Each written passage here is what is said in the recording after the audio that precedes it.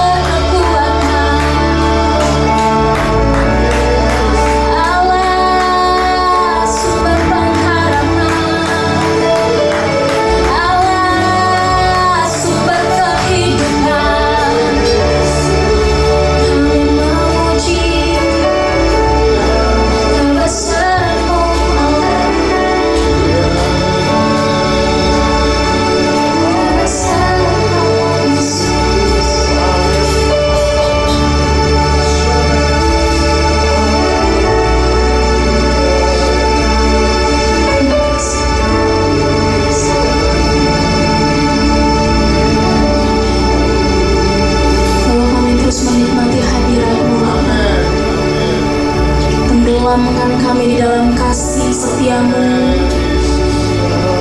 Terus ingatkan kami bahwa Engkau Allah yang begitu baik.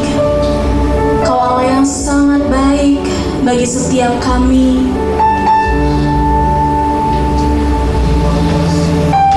Terima kasih Tuhan.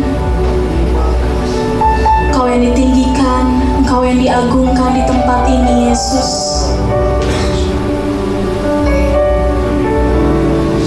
Segala puji, segala hormat, kemuliaan bagimu Tuhan.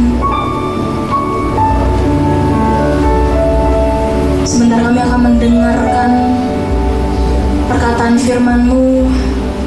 Biarlah sungguh Tuhan kami menyiapkan tanah hati kami, Roh Kudus yang bekerja, supaya hati kami menjadi tanah-tanah hati yang subur, yang siap Tuhan ditanami oleh benih firman-Mu. Terima kasih Bapa, terima kasih Yesus. Memberkati hamba-Mu Tuhan, Kau ucap ke dalam tangan-Mu kami serahkan. Tuhan yang mengurapi, Tuhan yang memberikan kekuatan, hikmat, marifat yang baru. Terima kasih Bapa, hanya di dalam nama-Mu kami berdoa mengucap syukur, haleluya, amin. Silakan duduk.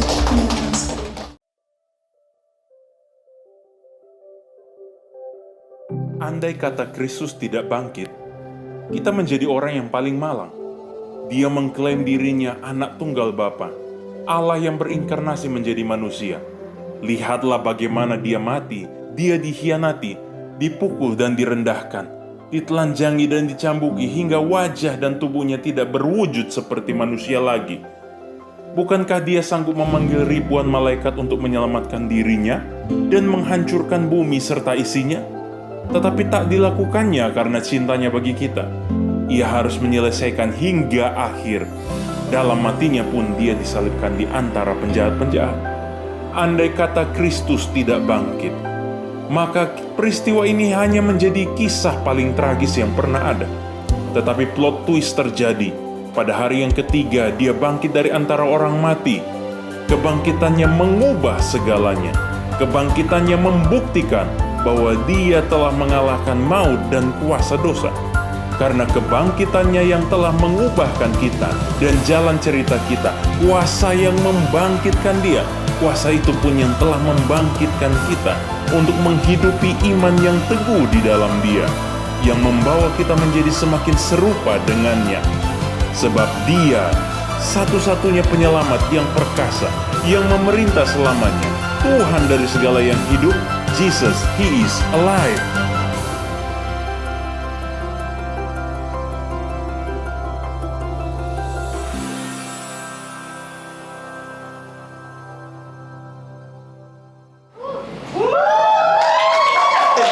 Halo, shalom teman-teman semua. Shalom. Gimana kabarnya teman-teman? Liburan pada kemana aja nih teman-teman? Siapa yang ikutan camp? Yang ikutan camp angkat tangan boleh? Ikutan camp. Nanti kalau ada camp lagi ikut ya teman-teman. Bisa sama-sama ngumpul, sama-sama bonding, ya main game dan ikut KKR dan sesi ya teman-teman. Oke, aku tanpa berpanjang-panjang lagi ya. Jadi di bulan ini teman-teman, sesuai dengan tadi intro segmen, kita akan membahas seputar kebangkitan Kristus, the resurrection. Dan hari ini temanya adalah Jesus and the empty tomb, Yesus dan kubur kosong. Oke, aku mau undang teman-teman, kita mau bangkit berdiri, kita mau baca ayatnya yang akan dibahas dari Lukas 23 ayat 56 sampai Lukas 24 ayat 1 sampai 8. Jadi aku akan baca duluan ayat 56, 56b dan teman-teman dari ayat 1, nanti di ayat 8 kita baca sama-sama ya teman-teman. Oke, aku mulai dulu ya. Judul perikopnya adalah Kebangkitan Yesus. Dan setelah pulang, mereka menyediakan rempah-rempah dan minyak mur. Dan pada hari Sabat mereka beristirahat menurut hukum Taurat.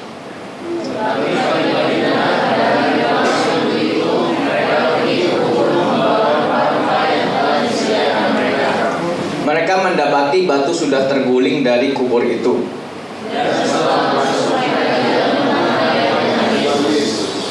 Sementara mereka berdiri termangu-mangu karena hal itu, tiba-tiba ada 2 orang berdiri dekat mereka memakai pakaian yang berkilau-kilauan.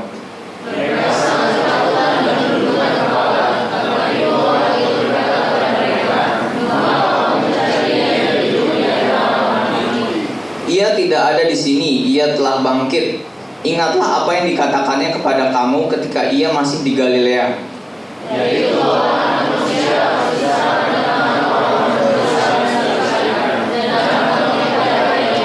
Sama-sama ayat 8. Maka teringatlah mereka akan perkataan Yesus itu. Oke teman-teman, boleh duduk kembali. Aku mau sedikit thank you Jay. Boleh, aku mau sedikit membahas ya seputar sebelum kebangkitan. Jadi agak kayak kepengen ngebagiin mungkin tentang waktu penyalipannya loh. Kan mungkin yang kita tahu Tuhan Yesus mati ya jam disalibkan jam 9 sampai jam 3 sore gitu. Aku jadi iseng gitu pengen mencari gitu soal hukuman salib ini. Sebenarnya memang ini hukuman yang harusnya tuh bisa lebih lama teman-teman. Jadi standarnya itu bahkan bisa berjam-jam, seharian pun bisa. Jadi sebenarnya ini kayak hukuman yang lu ditahan matinya itu benar-benar pelan-pelan gitu. Sebenarnya seperti itu, dan ujung-ujungnya antara dia akan mati sesak napas karena nggak ada oksigen lagi yang bisa dia tarik gitu. Karena dia benar-benar harus nopang tubuhnya, ototnya semua bekerja, semua sampai oksigennya habis.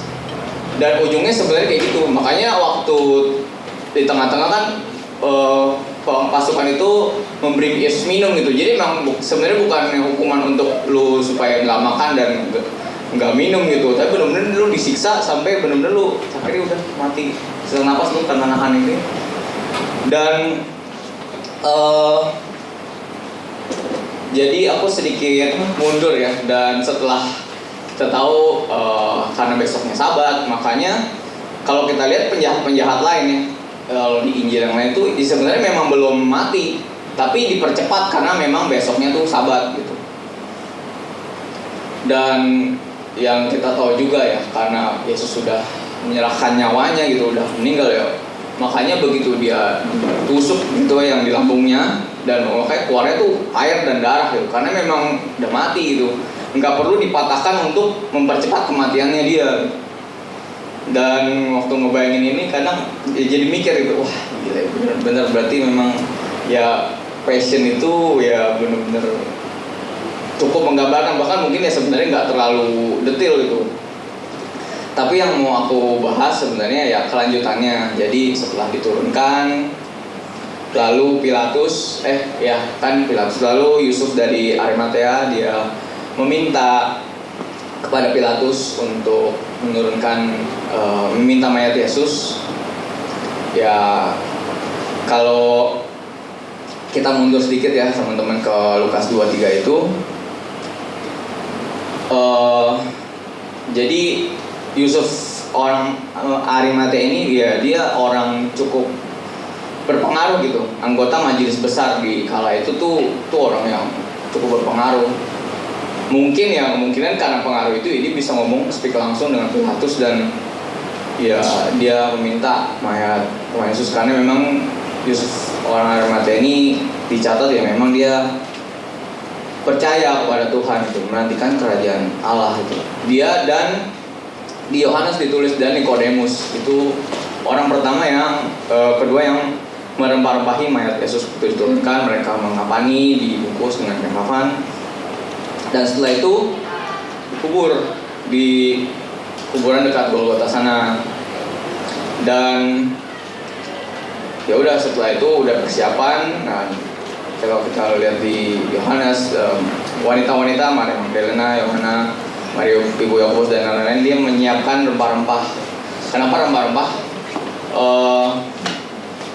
Ini tuh sebenarnya tradisi orang Yahudi teman-teman, bahwa memang untuk menghormati orang yang sudah meninggal. Kalau kita nge-refer, aku ambil refer contohnya tuh di Kejadian 50 ayat 2.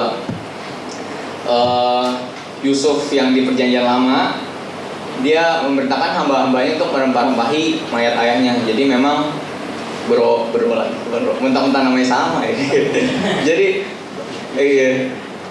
jadi dia itu merupakan cara menghormati orang yang penghormatan terakhir gitu istilah teman-teman, dirempah-rempahi. Jadi memang waktu Sabat itu ya benar-benar Sabat yang sunyi. Sabtu itu benar-benar gak ada kejadian apa-apa karena Sabat beristirahat.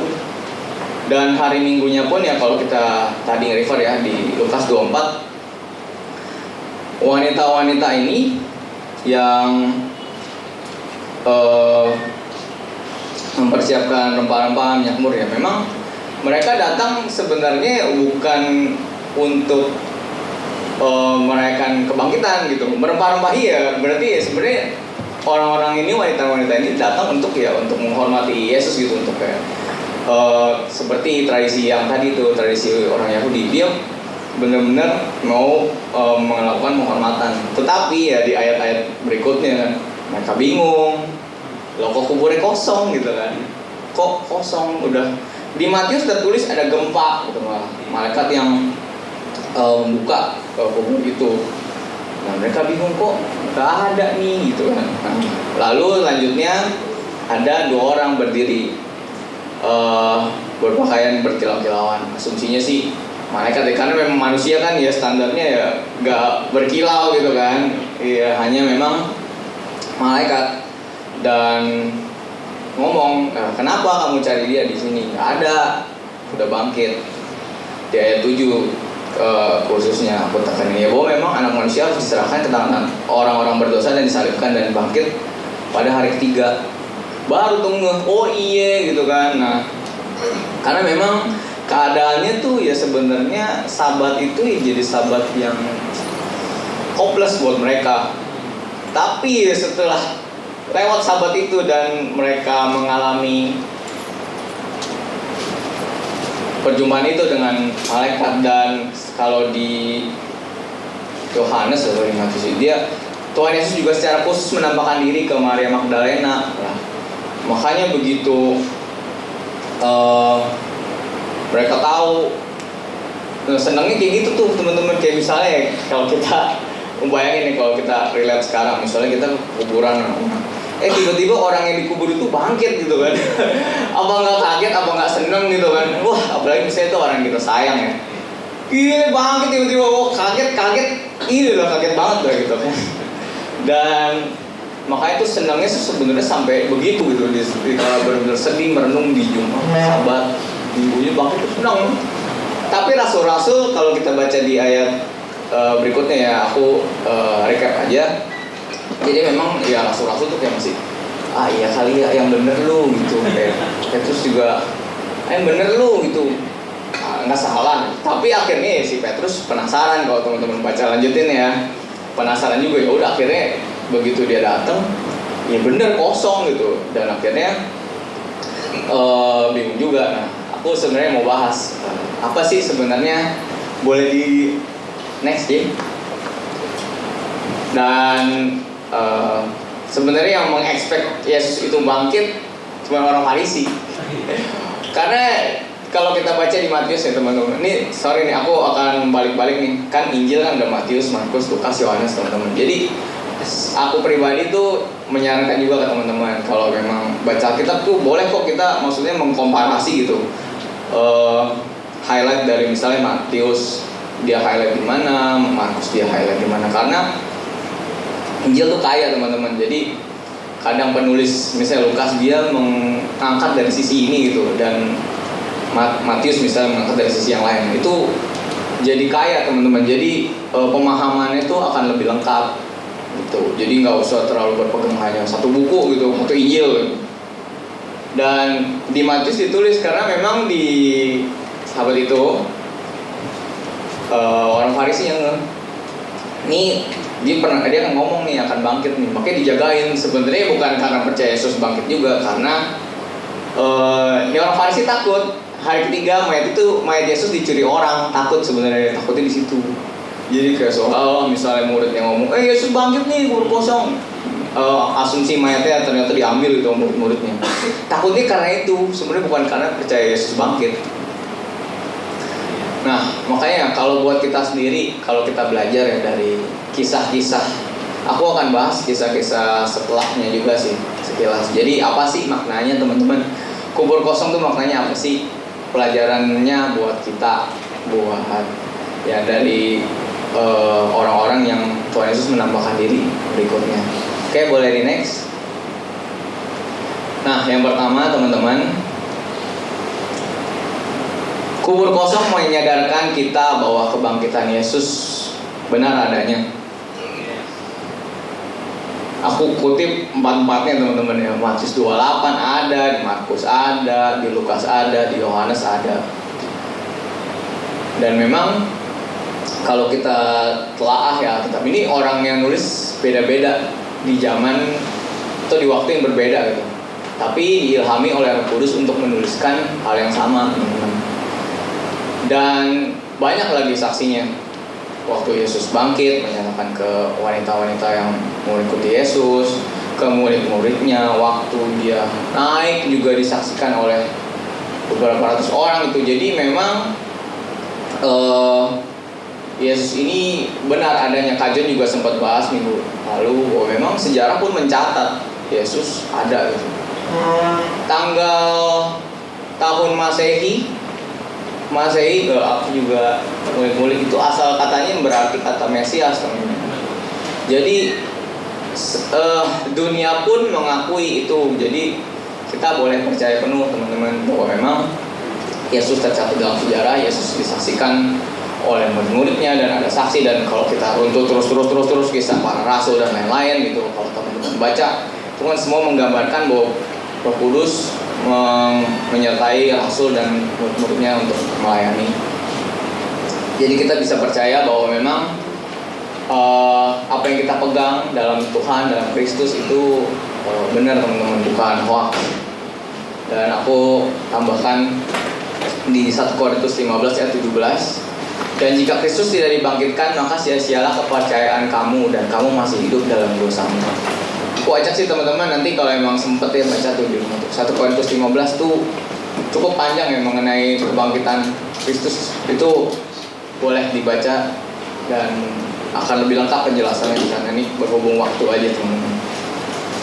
Jadi yang pertama itu, lalu nextnya yang kedua, kubur kosong memberikan kita pengampunan dan penerimaan. Aku mau sedikit agak panjang bahas di sini teman-teman. Jadi kalau teman-teman buka Yohanes 21 ayat 15 sampai 19, ini aku recap aja. Jadi ini itu kejadian waktu Yesus menampakkan diri ke murid-muridnya setelah Yesus bangkit. Menampakkan diri beberapa kali, dan ini momen dimana Yesus habis sarapan. Kalau aku sembari buka ya, Yohanes 21 ayat 15 sampai 19 ini.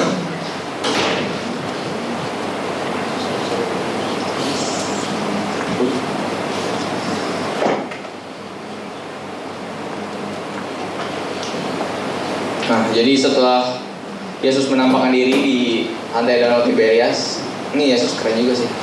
Sekali ketemu, woi ada makanan gak lu gitu kan? Ini pakai bahasa. Aku kadang kalau pakai baca Alkitab, kadang kita kan nggak tahu ya itu konteksnya apa. Jadi nggak salah sih teman-teman kalau sambil baca sambil berimajinasi teman-teman waktu baca firman itu, tidak dilarang kok. Jadi begitu udah menangkap ikan, lalu Yesus tanya ada makanan kagak gitu kan. Akhirnya udah makan tuh ikan goreng. Nah setelah itu Yesus ngobrol sama Petrus sampai 3 kali yang sering banget dibahas. Simon anak Yohanes, apakah kau mengasihi aku? Sampai 3 kali kan. Yang ketiga Petrus terharu, iya Tuhan, lu tahu segala sesuatu, lu tahu lu membuat, lu tahu gue mengasihi engkau, karena itu gembalakanlah domba-dombaku. Setelah itu tapi Tuhan Yesus ngomong, sungguhnya ya kalau lu muda, waktu lu muda ya lu akan bisa pergi kemanapun, tapi begitu lu tua nanti orang yang akan maksa lu gitu, orang akan ngulurin tangan lu untuk bawa lu ke tempat yang lu nggak mau sebenarnya di situ. Kalau di ayat Yohanes 21 ayat 19 ya, dan ini dikatakannya untuk menyatakan bagaimana Petrus akan mati dan memuliakan Allah. Sudah mengatakan demikian, ia berkata kepada Petrus, ikutlah aku. Yang aku mau angkat poin di sini tuh ya despite Petrus menyangkal Yesus 3 kali, sering banget kan jadi drama, jadi apa gitu kan, sampai berkokoh. Tapi Yesus tidak menolak Petrus. Setelah bangkit, Yesus nggak ungkit-ungkit, Petrus lu ya menyangkal gua lu di lapangan Mahkamah Agama situ waktu gua ditangkap. Yesus nggak ungkit-ungkit tuh kesalahan Petrus. Yesus cuma tanya, Simon anak Yohanes, apakah kau mengasihi aku? Dan ya karena dia Tuhan ya, dia tahu kedalaman hati seseorang. Dan yang aku mau angkat ya memang kebangkitan Yesus tuh yang memulihkan gitu, memberikan pengampunan buat Petrus. Ya kalau kita tahu akhir hidupnya kan Petrus dia mati di Roma. Jadi memang ya kubur kosong itu, kebangkitan itu memberikan pengampunan yang baru teman-teman. Even ya mungkin kalau Petrus itu menyangkal, kalau kita mungkin apa dosa atau apapun yang kita teman-teman tahu ya, ada Tuhan teman-teman, masih ada Tuhan, dan Tuhan Yesus memberikan pengampunan itu. Jadi ya bersyukur kepada Tuhan buat hal ini. Dan yang kedua, aku mau angkat soal Thomas. Mungkin ini yang sering orang cuma nangkep Thomasnya si ragu-ragunya. Kalau ini kejadiannya itu di pasal sebelumnya teman-teman. Jadi mirip nih. Kalau ini kejadiannya, jadi kan kalau yang awal-awal itu karena murid-murid takut sama orang Yahudi ya, jadi kemana-mana udah pertemuan udah kunci pintu tuh semua. Rapet, tiba-tiba Yesus nongol, peace, damai sejahtera bagi kamu gitu. Selalu ungkapannya begitu tuh. Dalam hati waktu baca, Tuhan Yesus iseng juga ya. Cara ngungkapin dirinya begitu ya, udah pintu dikunci, tiba-tiba nongol gitu kan di dalam gitu. Lucu amat nih Tuhan. Cara ini menyatakan dirinya. Terus kayak ini murid-murid ya, kalau di Yusuf punya Markus itu aku sering baca lupa. Ada yang kaget gitu kan. Iya orang udah dikunci, dikira kan mau ditangkap atau apa, ternyata Tuhan yang nongol gitu kan. Ini jadi kayak kaget tapi ya senang gitu kan. Tapi ya, Tuhan Yesus juga ngomong gitu di pasal yang lain, bro. Kenapa kok lu malah takut, kok lu malah ragu gitu kan. Gue udah ngomong gitu istilahnya. Kan Yesus sudah berapa kali menyatakan bahwa memang dia akan disiksa, dimati, dan akan dibangkitkan pada hari ketiga. Jadi Tuhan Yesus pun udah ngomong sebenarnya, cuman ya memang karena belum terjadi kan. Jadi ya sebagai manusia kan kita juga terbatas sih, bener nggak nih kan, karena memang bangkit dari kematian bukan sesuatu yang natural gitu. Memang naturalnya kan kita waktu mati udah di kehidupan kekal. Tapi ini udah mati dibangkit gitu kan, sesuai dengan omongannya. Dan Thomas waktu pertemuan yang pertama itu murid-muridnya lagi nggak ada di situ. Nah di pasal 20 ini Thomas ngomong, Thomas yang disebut Didimus. Ada yang bilang artinya anak kembar, karena memang kata aslinya kan. Tapi ada juga yang kayak dia tuh double minded gitu, kayak satu sisi bisa percaya, satu sisi ragu, kayak kritis gitu. Orang kritis banget nih orang nih, gampang ragu. Tapi nggak dibilang Thomas tuh pengecut, nggak dibilang. Thomas tuh cuma ragu. Nah dia ngomong si Thomas, murid-murid yang lain kan udah ngeliat Tuhan, si Thomas lagi nggak ada. Sebelum gua cucukin tangan gua ke tangan yang berpaku dan gua lihat lambungnya, gua nggak percaya. Istilahnya begitu tuh, si Thomas ngomong kayak gitu. Nah 8 hari kemudian ya, ini di Yohanes 20 nih teman-teman boleh baca.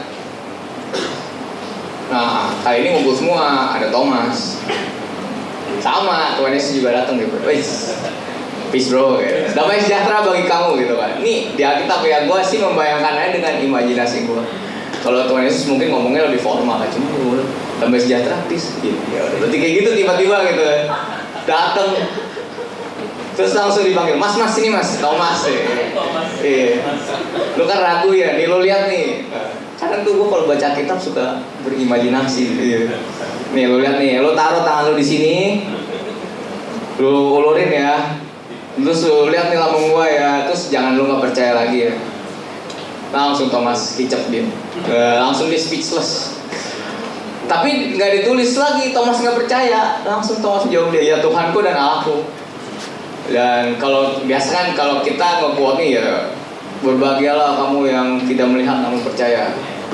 Tapi ya dalam hal ini ya kita nggak salahin Thomas juga sih, karena memang waktu setelahnya setelah kenaikan pencurahan Roh Kudus dan lain-lain, akhirnya Thomas juga mati martir, teman-teman. Memang nggak banyak tercatat di Alkitab, tapi sejarah mencatat memang Thomas mati martir di daerah India. Jadi kalau ada orang India yang percaya Tuhan, salah satu atau mungkin ya kiprah dari Thomas ini, teman-teman. Jadi karena memang ya kita kurang ngebahas Thomas karena memang nggak tertulis detail. Kan yang tertulis kebanyakan Petrus, Paulus, mungkin Filipus masih ada sekali. Jadi memang kebangkitan Yesus ini ya tentunya dengan kenaikan pencurahan Roh Kudus dan yang lain, teman-teman, membuat Thomas yang tadinya ragu akhirnya nggak ragu-ragu lagi. Jadi buat kita pun yang kalau memang ragu ya nggak salah sih kita ragu, daripada kita memang jangan percaya buta gitu ya.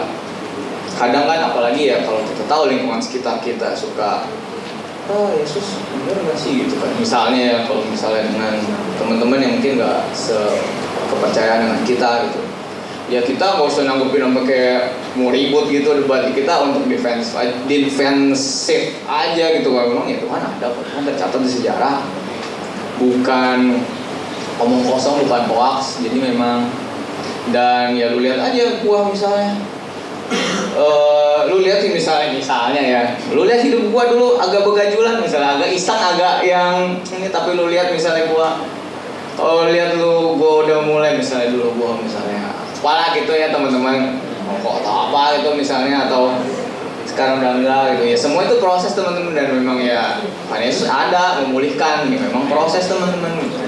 Itu jadi kesaksian hidup malah. Jadi ini yang aku mau angkat, bahwa memang kubur kosong itu memberikan kita pengampunan, memberikan kita penerimaan. Yesus juga nggak permasalahin keraguan si Thomas. Lalu Thomas juga sebenarnya gimana sih cara ketemu? Pokoknya banyak deh pertanyaan Thomas nih, kritis banget nih orang ini gitu. Nggak salah gitu. Tapi ya Yesus juga nggak permasalahin itu. Yesus jawab. Dan ya kita lihat ya dua-duanya ya, martir yang lain banyak tuh, Petrus, Thomas dan yang lain. Ya jadi mereka bisa percaya penuh. Sekali lagi, diampuni, diterima, dan memang yakin loh Tuhan tuh benar, Tuhan nyata. Udah mereka percaya sampai mati. Nggak, sekali Yesus tetap Yesus.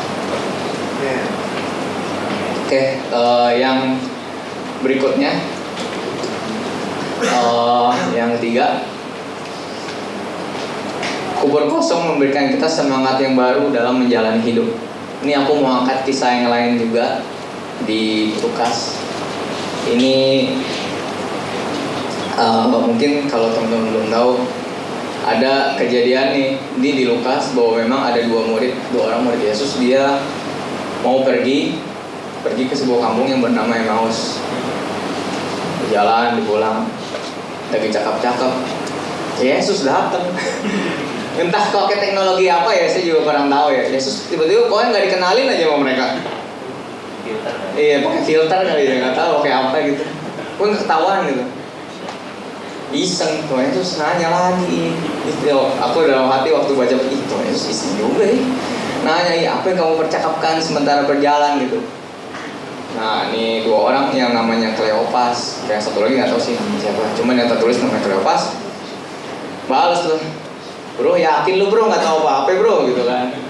Lu nggak tahu nih yang lagi hot nih di Yerusalem gitu. Yesus nanya lagi, apa itu? Gue pura-pura nggak tahu banget nih. Itu Tuhan Yesus nih, langsung dijelasin banget yang lebar. Iya nih, Tuhan Yesus. Padahal kita dulu ngarep bahwa dia akan ngebebasin kita dari penjajahan ini. Tapi ya udah gitu, mati. Ya hopeless. Ini dua ini lagi hopeless nih. Muram kalau teman-teman baca ya di ayat 17 itu tuh lagi muram itu. Nah, tapi itu saya bilang, tapi perempuan-perempuan yang udah ngeliat Tuhan, yang udah ngeliat kuburnya, bilang bahwa ini bangkit. Terus teman-teman yang dikubur juga, beberapa murid Yesus udah kubur juga bilang, Yesus udah bangkit, nggak ada nih kubur. Nah, langsung Tuhan Yesus ngomong, woi Mot gitu kan, woi lama banget lu nyadar gitu kasarnya.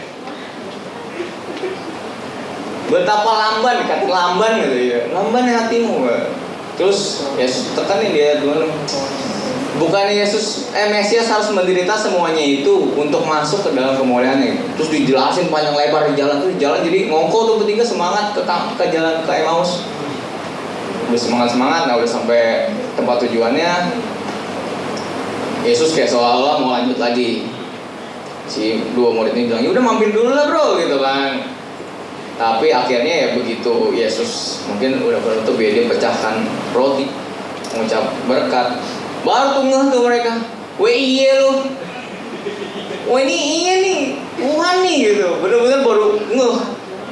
Kayak mungkin ya di zaman itu ya yang biasa memecahkan roti ya memang cuma Tuhan mungkin ya. Makanya tuh begitu pecah berkat langsung ngeh. Oh iya, makanya tuh kita semangat banget di jalan nih bro, gitu kan. Mungkin dia cakep-cakep sama murid ya. Deh nggak pakai babi bu, balik lagi ke Yerusalem. Langsung ngasih tahu lagi bu, iya kita ketemu Yesus tengah jalan nih. Jadi semangat tuh, dari muram semangat. Setelah ketemu Tuhan, kubur kosong itu. Lalu yang kedua, ini di Yohanes 20 ayat 11-18 itu Yesus menampakkan diri ke Maria Magdalena. Jadi dikiranya kan waktu Maria dikubur juga dikira tukang kebun.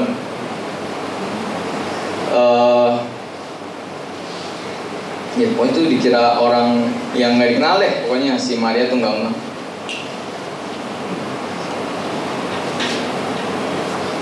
Pokoknya dikira orang lain deh, nggak ditulis tukang kebun, ntar gue tidak tabiah lagi. Pokoknya dikira orang lain bu. Jadi iya kok, bu, lu nyari siapa gitu? Kok nangis gitu? Ini kayak bahasa gue banget ya. Terus si Maria juga nggak kayak bu, iya Tuhan, gimana sih gitu? Kalau emang dipindahin kasih tahu dong mayatnya di mana gitu. Nah gitu Yesus ngomong, Maria, ngeh tuh langsung. Rabuni panggil guru, langsung si Maria tuh. Iya, guru gitu kan, udah ngeh gitu kan. Ya makanya orang yang udah lesu pun dalam Tuhan bisa jadi semangat kembali teman-teman. Jadi ya buat pelajaran buat kita teman-teman, bahwa memang kebangkitan Tuhan ya sepenting itu.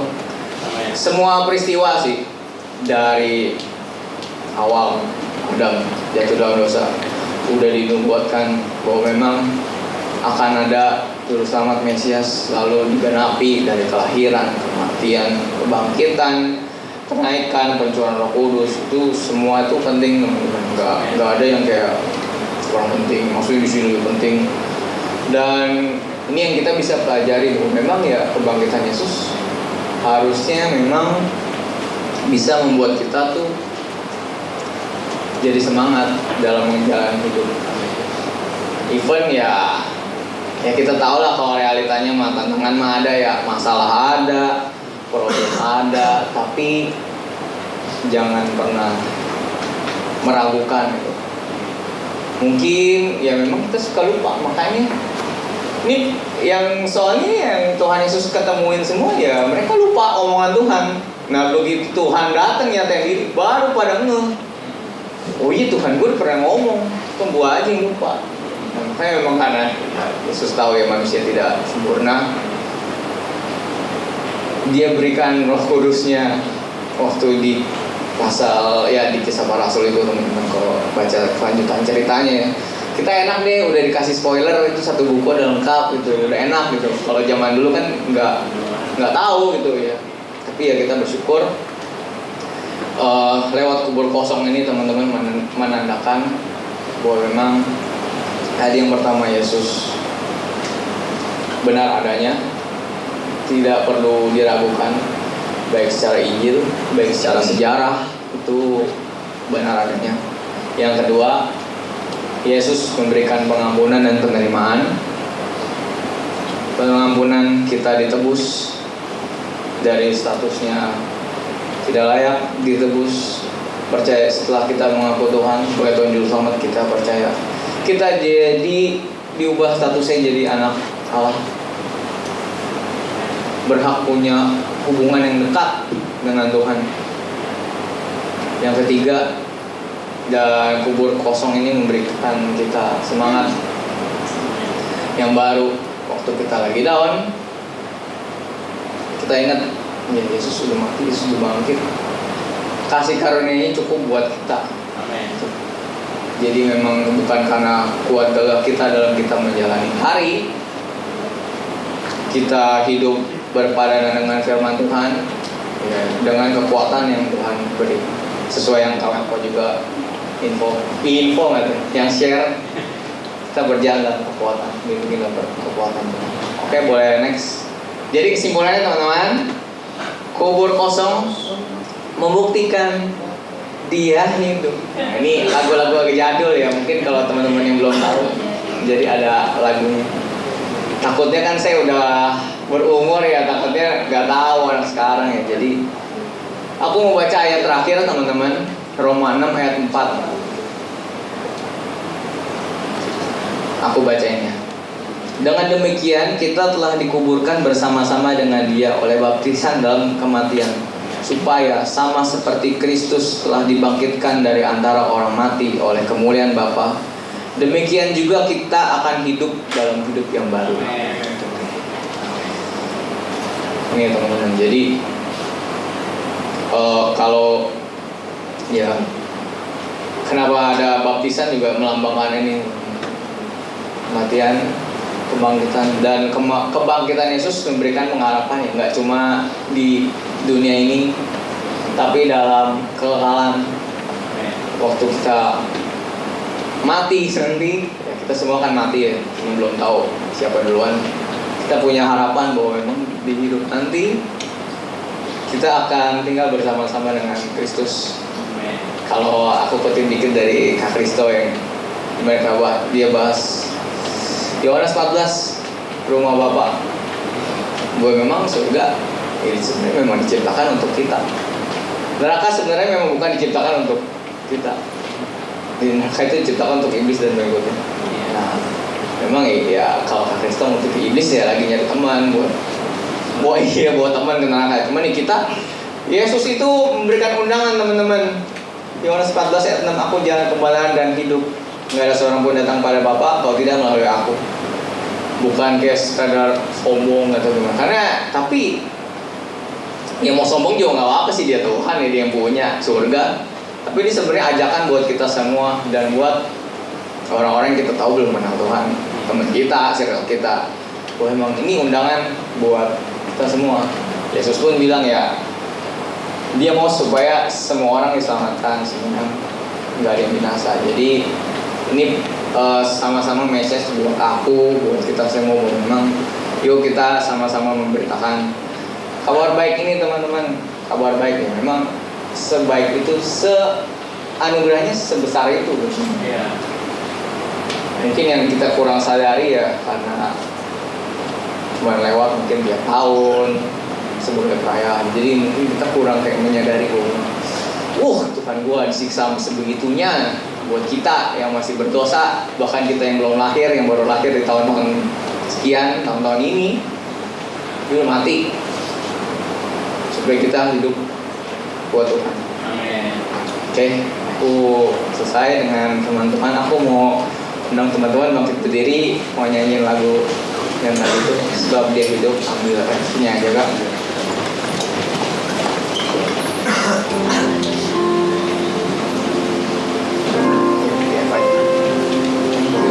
Yuk nyanyi sama-sama, kalau belum tahu ikut aja tuh. Sebab dia hidup, ada hari esok, ada hari esok. Sebab dia hidup,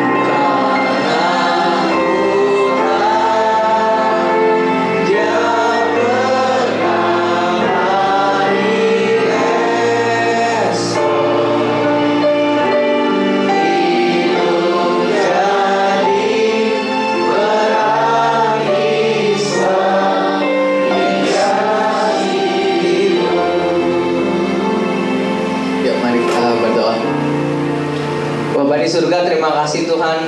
Hari ini kami diingatkan kembali Tuhan, memang kubur kosong itu menandakan Kau hidup. Kami jadi punya harapan, kami jadi punya masa depan. Kami jadi nggak sia-sia Tuhan dalam mengiring Tuhan, karena iman yang kami percayai benar adanya, tertulis dalam firman Tuhan, tercatat dalam sejarah. Tuhan, biar kami nggak lupa akan pengorbanan Tuhan, biar kami selalu ingat bahwa memang kasih Tuhan yang begitu besar buat hidup kami. Ajar kami Tuhan untuk semakin ngalamin Tuhan, semakin mau bersekutu, makin mau bersandar dalam kehidupan kami, sehingga waktu kami memilih Tuhan, pilihan kami boleh kami memilih tindakan yang baik, memilih habit yang baik, sehingga waktu kami di luar gereja ini Tuhan, kami boleh jadi dampak yang baik Tuhan, boleh jadi berkat, sehingga orang juga boleh lihat bahwa hidup kami diubahkan bukan karena kuat gagah kami Tuhan, tapi memang karena Tuhan yang begitu baik, Tuhan yang memberikan dirimu buat kami Tuhan.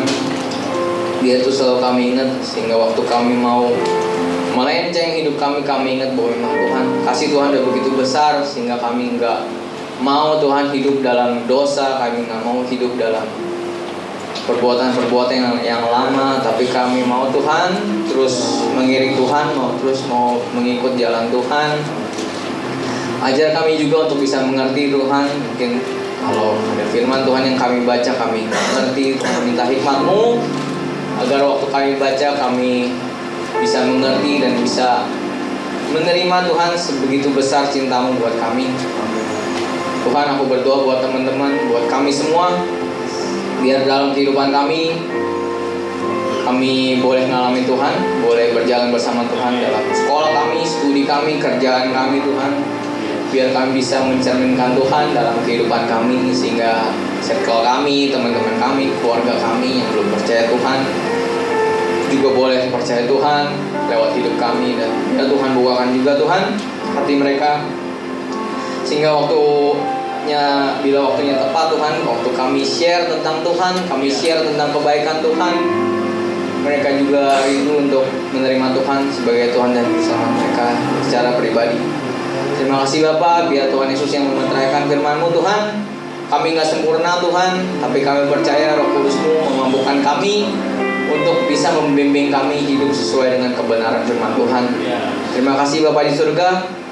Kami serahkan kehidupan kami dalam tangan-Mu, dalam nama Tuhan Yesus kami sudah berdoa dan mengucap syukur. Haleluya, amin.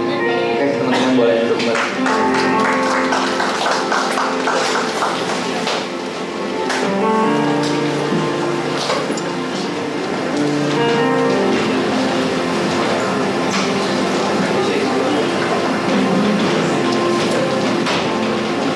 Shalom, puji nama Tuhan.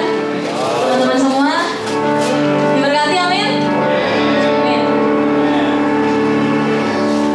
Sebentar kita akan memberikan persembahan.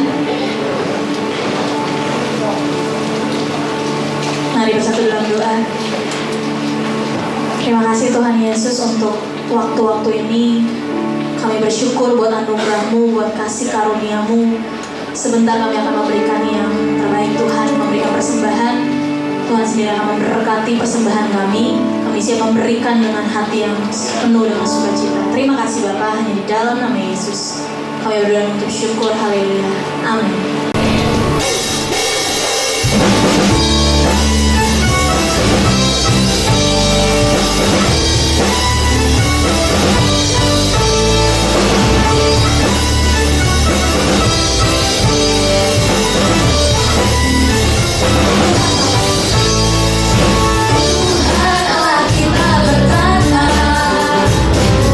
Atas pujian umatnya, Tuhan Allah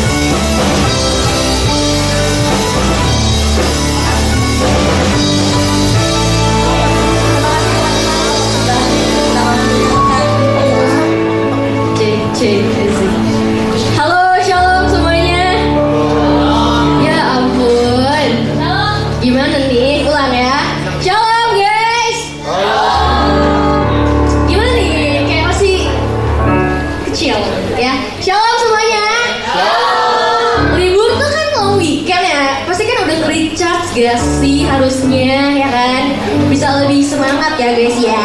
Tapi makasih loh udah bantu jawab aku. Aku izin ya guys mau infoin pengumuman buat minggu ini. Yang pertama, guys, kita harus thank you banget nih. Kasih tepuk tangan yang meriah dong buat Ucup. Atas peraturannya yang disampaikan terus memberkati. Sering-sering nggak? Sering-sering. Ih, pressure takut. Sering-sering. Terima kasih juga buat teman-teman Energize yang sudah melayani hari ini guys. Keren banget. Thank you. Aku mau sedikit calot ya. Jadi hari ini tuh ada Do Something e-group ya. Dan hari ini giliran Preman sama Soul Sister. Jadi aku mau mengucapkan terima kasih guys. Buat 3 e-group lain ditunggu ya nanti ya Do Something-nya ya. Dan juga aku mau ingetin lagi teman-teman bahwa minggu depan kita akan tetap beribadah di jam yang sama dan di tempat yang sama. Jadi aku mau ingetin teman-teman semuanya buat tetap beribadah ya. Kalau hari ini kayaknya banyak banget teman-teman kita yang lagi staycation, lagi liburan gitu kan, lagi vacation gitu ya. Boleh di-remind lagi teman-teman biar minggu besok udah bisa masuk lagi tetap ibadah lagi sama kita ya. Terus untuk pendataan ulang buat teman-teman yang belum mengisi ya, bisa isi di link atau QR code atau teman-teman boleh cari-cari teman-teman pengurusnya. Dan juga buat teman-teman yang belum mengisi VIP list, boleh ya tanya ke aku atau ke teman-teman pengurus yang lain biar nanti kita mengisi bersama-sama VIP listnya. Dan untuk kelima akan ada video, boleh Kakak Jason? Confession.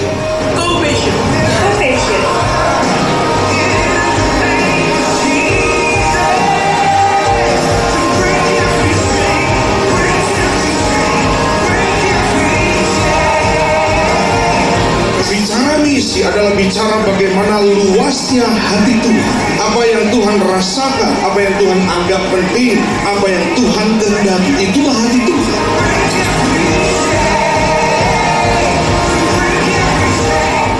Building provenance and restoring hope.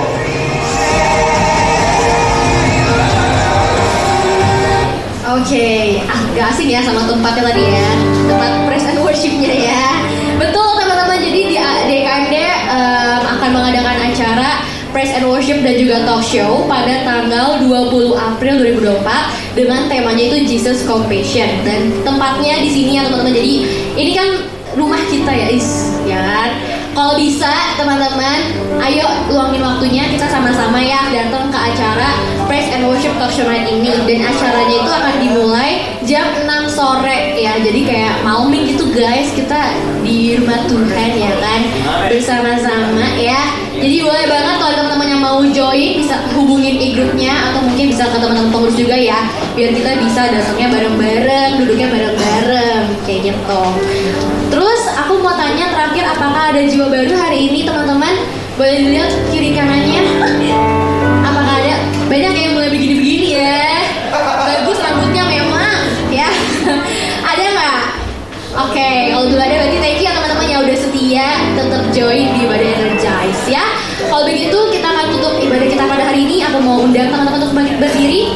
Kita akan berdoa tutup ya teman-teman ya. Bapak, terima kasih Tuhan karena pada hari ini Tuhan kami mendapatkan persekutuan kami yang kembali indah Tuhan bersama dengan Engkau melalui ibadah Energize pada pagi hari ini. Tuhan, terima kasih Tuhan sudah menyertai ibadah kami dari awal, pertengahan hingga akhirnya Tuhan. Secara khusus Tuhan, aku ingin berdoa untuk Ucup Tuhan. Thank you Tuhan, melalui kesempatan-Mu pada hari ini Tuhan, beliau bisa menyampaikan isi hati-Mu Tuhan. Bagaimana kami harus percaya Tuhan bahwa kebangkitan Engkau melalui kubur kosong membuktikan bahwa Engkau hidup Tuhan. Dan walaupun kami manusia biasa Tuhan yang sering kali jatuh dalam tantangan-tantangan hidup, tapi kami bisa percaya Tuhan bahwa kebangkitan Engkau membawa kami akan terus bergairah akan Engkau Tuhan. Terima kasih Yesus, terima kasih ya Roh Kudus. Berdoa juga untuk Ucup Tuhan biar Engkau yang terus memberkati Tuhan pelayanannya, khususnya untuk penggembalanya di Energize Tuhan. Engkau yang terus memberkati beliau Tuhan, memberikan kesehatan, memberikan terus senantiasa penyertaan-Mu Tuhan ke dalam karirnya ataupun ke dalam keluarganya Tuhan. Engkau yang memberkati Ucup Tuhan dimanapun tempat Engkau tempatkan Tuhan. Memberkati juga Tuhan untuk pelayanan Energize yang pada hari ini sudah melayani Engkau Tuhan. Engkau yang melihat setiap kerelaan hati yang mereka berikan untuk Engkau. Engkau yang membalas Tuhan semua effort, semua tenaga Tuhan, semua materi yang mereka korbankan Tuhan untuk pelayanan-Mu pada hari ini juga Tuhan. Memberkati juga untuk Energize People Tuhan, khususnya Tuhan, yang walaupun ada beberapa teman-teman kami yang mungkin masih berlibur Tuhan, atau mungkin masih mempunyai waktu khusus dengan keluarga masing-masing, Kau yang menyertai mereka Tuhan, yang hadir di tempat ini juga Tuhan, Kau yang memberkati terus setiap kami Tuhan, baik kami yang bersekolah, baik kami yang berkuliah, baik kami yang sedang mencari pekerjaan, ataupun kami yang sedang menyelesaikan skripsi kami Tuhan. Kau yang menyertai semua Tuhan. Bahkan juga teman-teman Energize People yang mempunyai bisnis atau usaha juga Tuhan, Kau yang mencukupkan mereka Tuhan. Memberkati seluruh kami Tuhan, kesehatan kami, keluarga kami Tuhan, semuanya Tuhan, yang kami cita-citakan, yang kami impikan, Kau yang menyertai setiap kami Tuhan. Memberkati juga Tuhan untuk VIP list, setiap nama-nama yang sudah kami tanamkan Tuhan dalam hati dan juga dalam kertas Tuhan. Kau yang menyertai kami terus Tuhan, untuk bisa terus Tuhan mempunyai strategi atau mungkin mempunyai keberanian yang lebih Tuhan, untuk supaya teman-teman yang kami doakan ini juga bisa hadir ke dalam gereja kami ini Tuhan. Kami juga berdoa untuk GSJ Batu Tulis Tuhan. Terima kasih Tuhan untuk rumah kami yang sangat indah ini Tuhan. Kau yang menyertai setiap departemen-departemen yang ada Tuhan, biar kami bisa terus bersinergi, biar kami bisa terus menjadi komunitas yang sehat juga Tuhan, dan melalui kehidupan setiap kami banyak orang-orang yang menyenangkan dan juga melihat kasih Engkau dalam kehidupan kami. Dan kami juga ingin berdoa untuk bangsa dan negara kami Tuhan, Indonesia Tuhan, Jakarta. Kau yang memberkati, menyertai Tuhan setiap apapun yang ada Tuhan, yang diperbuat oleh beberapa kepala-kepala negara di negara ini Tuhan. Kau yang menyertai setiap program-program mereka Tuhan, dan juga kalau ada mungkin kami dengar banyak bencana alam ataupun itu Tuhan, kami yang menyertai Tuhan semua apapun yang terjadi di negara ini Tuhan. Dan terakhir Tuhan, kami akan berpisah satu sama yang lain, ada yang pulang atau mungkin ada yang beraktivitas lainnya. Kau yang menyertai kami Tuhan, supaya kami minggu depan bisa berkumpul kembali Tuhan bersama-sama untuk menyembah dan memuji nama-Mu saja Tuhan. Terima kasih Tuhan Yesus, terima semua doa permohonan kami dalam nama-Mu Tuhan. Dan mari Energize People aku undang teman-teman untuk mengangkat tangan untuk menerima doa berkat.